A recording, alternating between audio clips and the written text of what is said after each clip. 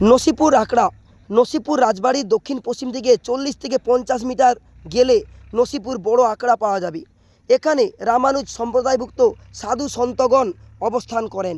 মুর্শিদাবাদ শহর নবাবী আমলে যখন চরম উৎকর্ষ লাভ করেন, তখন ওই সম্প্রদায়ের সাধুগণ বসবাসের জন্য তাদের আহার পূজাপাঠ সুচারুরূপে সম্পাদিত হওয়ার জন্য বহু ধনসম্পত্তি দান করেন।